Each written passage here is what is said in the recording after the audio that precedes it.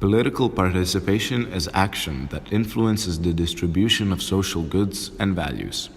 People can vote for representatives, they can take part in organizations that work to directly influence policies made by government officials, and they can communicate their interests, preferences, and needs to government by engaging in public debate. In a democracy, voting is the single most important form of political participation that a person can take part in. It ensures that politicians are elected by the people rather than being put to their position of power by somebody else. Public protests are another important form of political participation because you are making your own opinions known in a very obvious way, with the hope that your actions will influence or initiate change in a particular area of politics. Petition is a request to do something, most commonly addressed to a government official or public entity.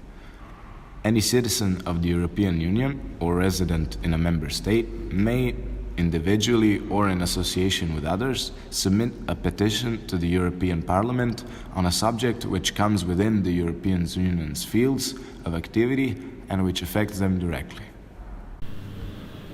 Hello, I'm Lara and I'm going to tell you something about food waste. As you can see, there are many different opportunities for political participation, but everything doesn't need to be so formal and difficult.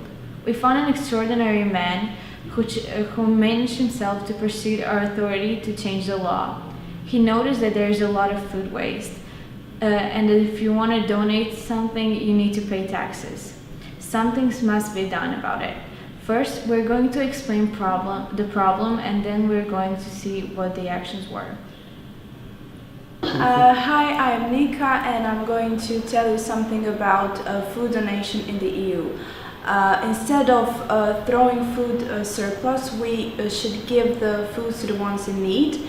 In order to accomplish that, the Commission of Circular Economy Action Plan has adopted EU food donation guidelines. In the EU, 20% of total food produced is wasted. 55 million people cannot afford a quality meal every second day.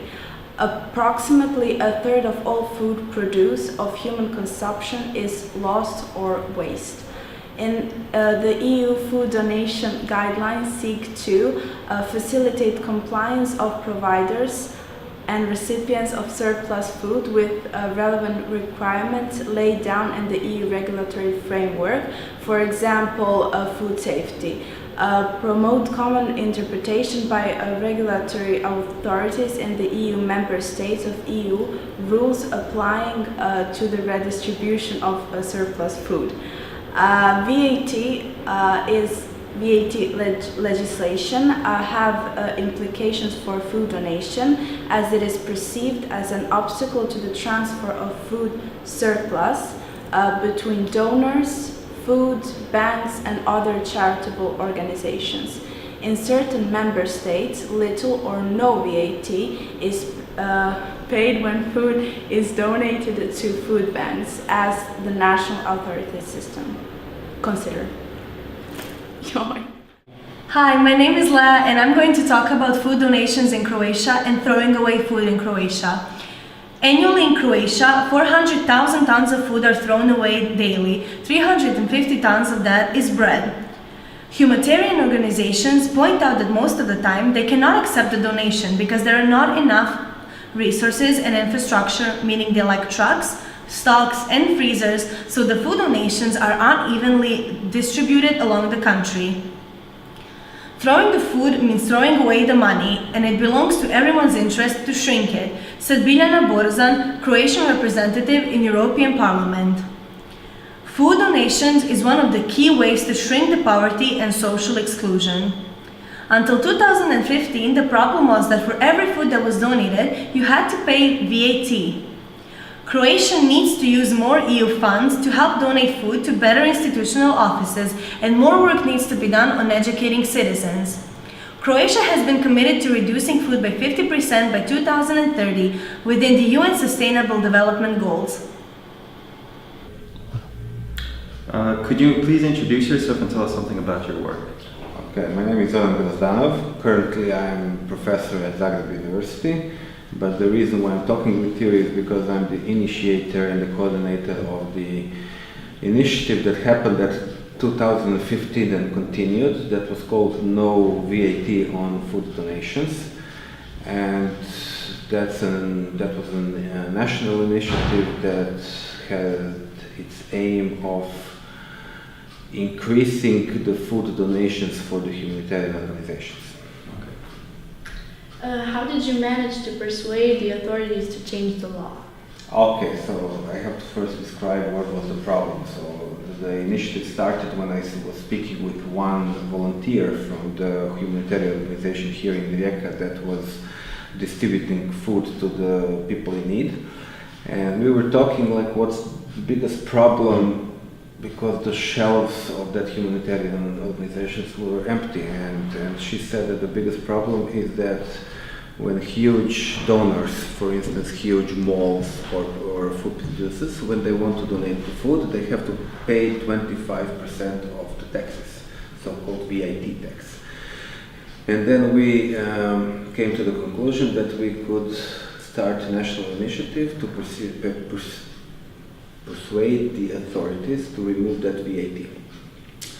We have started at 2015, that was like in February, and we agreed to have one press conference in front of the Croatian Parliament in Zagreb, where we would invite national televisions and so on and say, this is the problem, we are inviting the governments to remove the VAT from the food donations.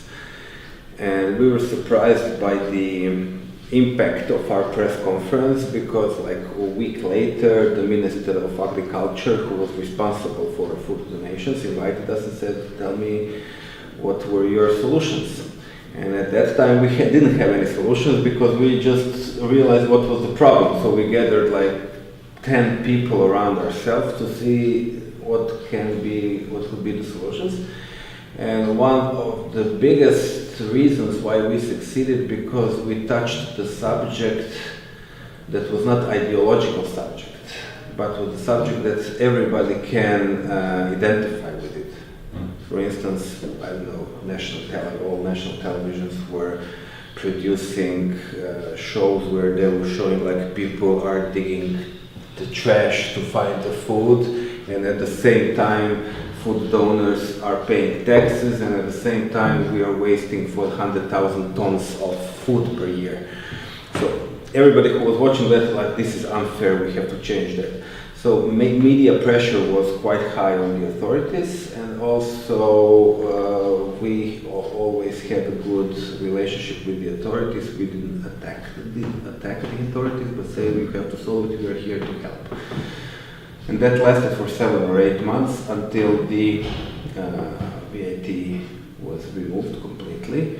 And that was, by many who are following civil organizations, scene and initiatives, said that was one of the fastest initiatives and most effective in Croatia for the past 15 years. And do you have any words of advice for young people like us who might be looking to make a change around us? Yeah, I mean, basically what was my experience out of this civil initiative that I was leading is that we were a bunch of amateurs. So when we are watching television or reading newspapers and see some people change some things, we think that those are professionally equipped and paid for people to change something. That's a complete lie. I mean, maybe some are, but for us it was like a bunch of amateurs, friends who gathered, who saw the problem. It was a national problem, it was not a local problem, it was a national problem, so we had to work more for how to lift consciousness of the whole nation, of the authorities, national authorities and national media. But basically, what was my experience is that changes in Croatia especially are really easily made.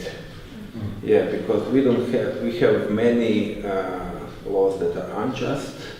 We are not like Sweden or Germany, who have laws for, I don't know, centuries, and if you want to change them, you will have to work for years. all our laws are basically very, very young, and especially the civil scene, especially if you are going with some subjects that are not ideological, but that benefit many people in the country, you will find media support really high. And what is my word of advice is really, and that's not just a phrase, changes are really possible. You just have to encourage yourself and see what is the problem in your local community, in your school, in your, I don't know, city, or in the country, and see this is the problem, let's see how to solve it. And really, my experience is it's not easy to solve those problems. But basically, you don't have to have knowledge about it. You have to have will, and the knowledge comes afterwards. Well, thank you very much for coming and having this interview with us. Thank you for inviting me. To conclude, political participation is not government or parliament. Political participation is going on every day in every city and every state. It is promoted by your action. Political participation is you. You can change everything if you use the right method. But the most important thing is that you want it, and if you want, you can do something about it.